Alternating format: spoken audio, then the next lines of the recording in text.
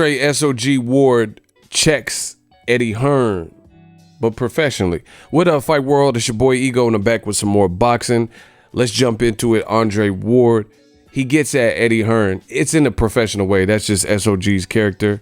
As you guys see, I'm on his page. You know, we follow each other. Shout out to the man, the myth, the legend, both representing the Bay Area, me and Dre Ward. Now, this is what happened.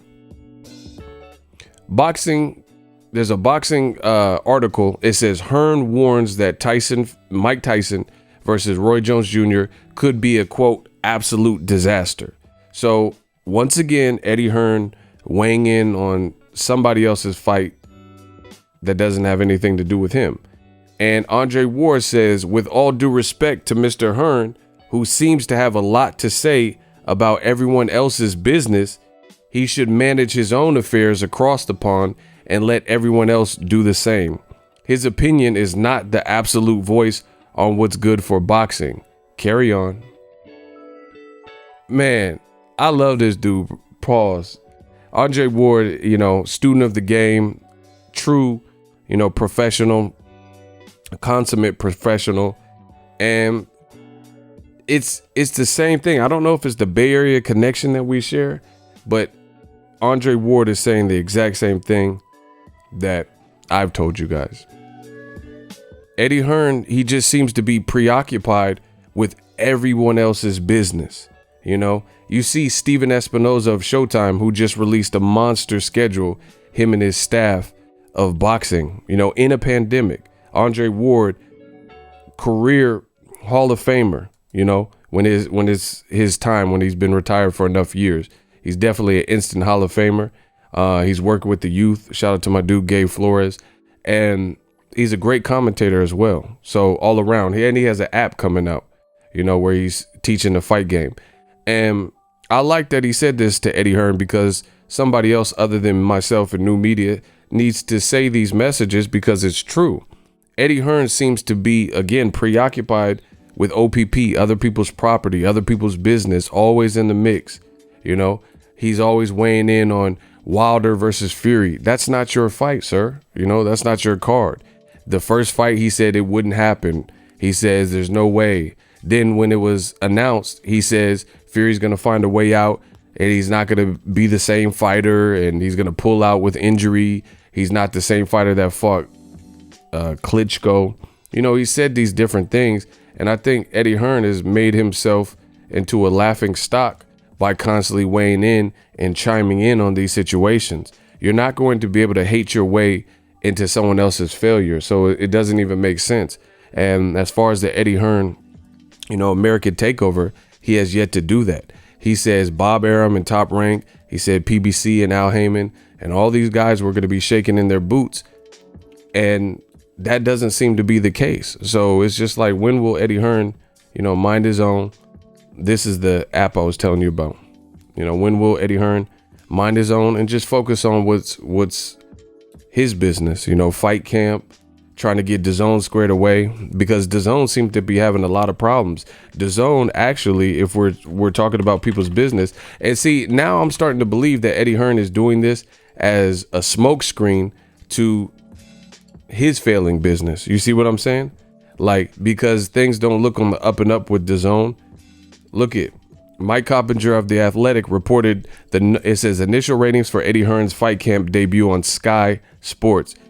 Ted Cheeseman and Sam Eggington, 93,000 average, with a viewership peaking at 202. These aren't great numbers. This is a UK fight, UK-based fight that took place in the UK at the Matchroom headquarters in Eddie Hearn's backyard. And once again, he just seems to be worried about everything else. You know, what everyone else is doing, what Tyson Fury is doing, what the Charlo brothers are doing, what Bob Arum is doing, you know, and it gets old after a while. So I'm glad that Andre Ward spoke up, said his piece. He's 100% right. And, you know, Eddie Hearn, he should just mind his own. You know, he's always weighing in on somebody else's business. And it's like, it gets to the point as a promoter, you got to pick a side. Do you want to be Jake Paul, Logan Paul? Do you want to be the face in front of the camera and an influencer, or do you want to be a promoter? Because as far as I'm concerned, I'm not getting DAZN for the fight cards that Eddie Hearn put on. You know, they're very, we'll say, pandemic-ish. You know, I could tell you're doing budget cuts or whatever the situation is because I'm not enthused about any of the fights. So it's like, how do you have time to talk about David Benavidez fight and Showtime schedule, and if the Charlo double header, both Charlos, Jamel and Jamal, if it's worthy of a pay-per-view? You know, should Gervonta and Leo Santa Cruz be on Showtime pay-per-view? This has nothing to do with you. Buy the pay-per-view. You live in the UK. I don't even know if you can get it, you know. Don't buy the pay-per-view, whatever it is, but focus on you, you know. Andre Ward, he manages certain fighters. Like, he's working with certain fighters like Gabe Flores Jr., Shakur Stevenson.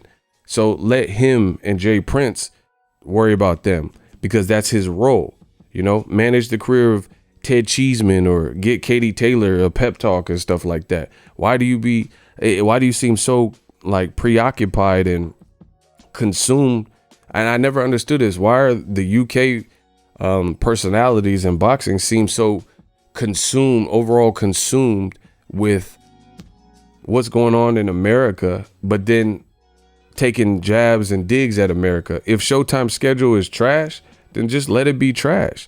But you sound, you know, I often feel that actions speak louder than words. And also when people do a lot of this, it usually stipulates a few things like that they fear you, you know, like why would you have to constantly talk about somebody else that you didn't fear, you know?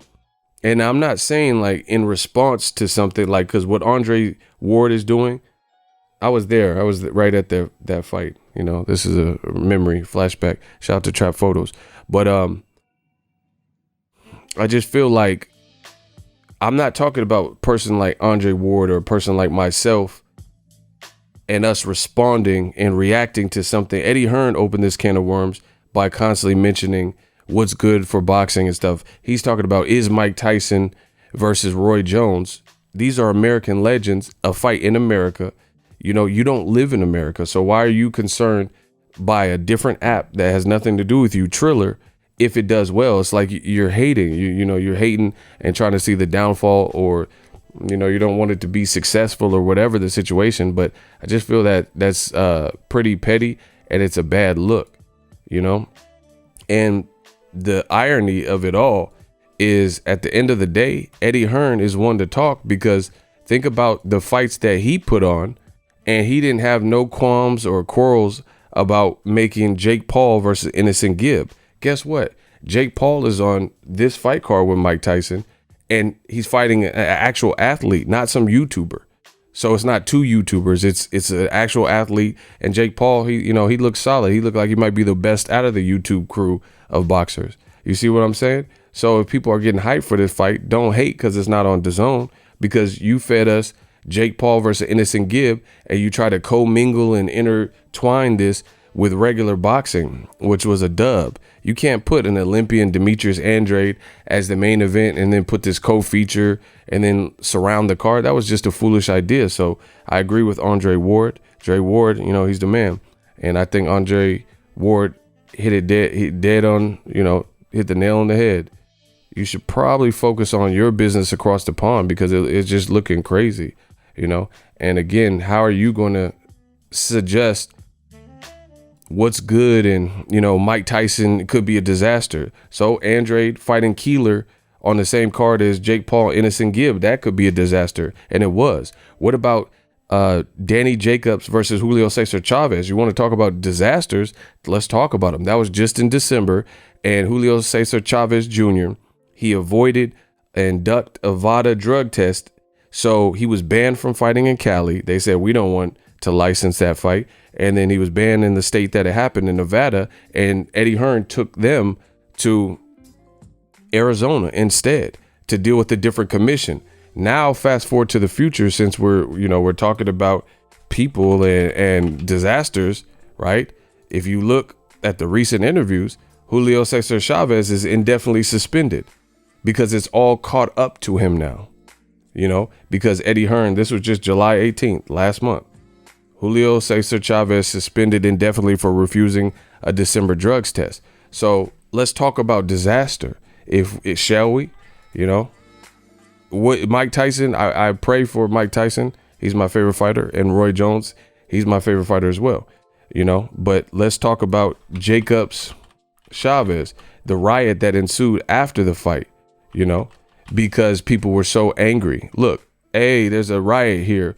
People are throwing all kinds of ish. You see what I'm saying? So if we're talking about disasters, why Eddie Hearn, you know, he's not saying nothing like that. And when Julio Cesar Chavez quit, that was just a bad look, because he not only did he quit and ruin the event, his dad is looking like this, and there was a riot that ensued, and people were throwing beers and broken bottles and stuff into the ring. You know, it was just a bad night of boxing. You know, they had to protect Chavez Jr. and his family as they were exiting, and use the ring, the signs, the, you know, round 1, 2, 3 signs, and hold it over their head, because they were being swarmed with trash and stuff like that. Like, you know, people were hurling objects and glass and bottles and beer cups and all types of stuff, pizza boxes. So it was just a bad night. Let's talk about disaster, shall we? You know, so I think Eddie Hearn should probably just focus on him, because it just looks foolish when you constantly have a peanut gallery comment for everybody else's fights, but you're not saying about your fights, like Ted Cheeseman, you know, Jacob Chavez, which was a disaster, Jake Paul versus Innocent Gibb, Logan Paul versus KSI that ended in controversy, 2 YouTubers, you know. So my thoughts. Shout out to Andre Ward. We working. What up, Fight World? It's your boy Ego, and I'm back with some more sports. Get unlimited access to premium content with an ESPN Plus subscription. ESPN Plus offers a variety of content, including specials, behind the scenes, docuseries like Bruce Lee's Be Water, and much more. With an ESPN Plus subscription, you get access to a ton of classic archive fights and replays from boxing and the UFC. Big names like, "Hi, I'm Mike Tyson. Come and watch my fight." Floyd Mayweather, "Easy work. I'm rich." And Manny Pacquiao, "Yes, it's up to my promoter. Just to name a few. If that's not enough, you could get the ESPN bundle, which includes ESPN Plus, Hulu, and Disney Plus. All 3 apps, one low price. You don't want to miss out. Make sure you guys click that link in the description box of all of my videos.